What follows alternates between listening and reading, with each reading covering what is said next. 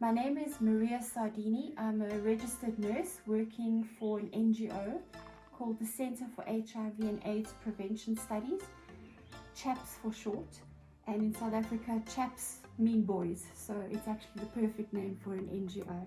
So what I'm here today to do is to do a checkup, and we circumcised the boys 7 days ago.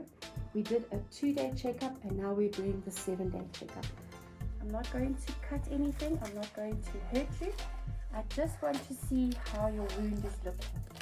Alright, in terms of the circumcision, we're very happy that they've done it at a young age. It will protect them once they get a little bit older and become sexually active. There is a 60% risk reduction of getting HIV when you are circumcised. When I worked in a previous NGO, we had mothers that were abused women. We had a shelter for abused women.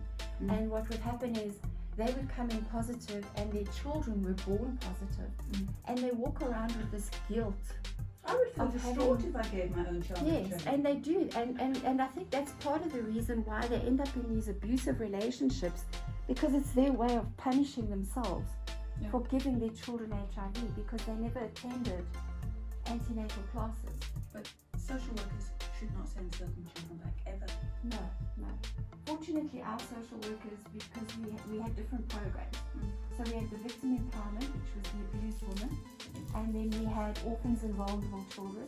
So we would monitor them. We would rather have a child-headed household than have a parent who is useless to that child. But we have no capacity when we have a violent parent turn up on site. What do? We can't say you can't see your child because that's inhumane. We can't say to the child you can't see your parent. Yeah, it's not But right. the police don't support.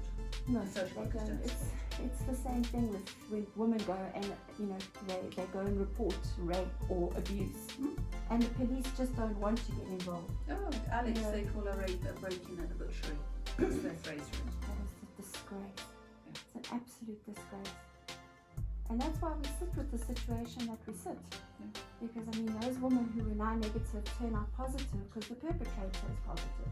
I mean, he's not going to say, hold on, let me get a condom and I'm going to rape you. It's just crazy, absolutely crazy. Well, let's get back to circumcision of our little boys, because we're helping them to be healthier and live longer, and you've got another one to check. You've done a really great job. That's excellent. Very proud of you, my boy. Are you happy you circumcised? Hey? Okay. So now listen, I want you to keep on washing 3 times a day with the soap and water until all the stitches are out. Okay? There's no sepsis, there's no wound disruption, the sutures are absolutely still in place the way they're supposed to be. Some of them have lost a suture or two, stitch, and which is what we expect. Really good job. Okay, so you're going to keep washing. It's going to take about 10 days, and then all the stitches will be out. All right.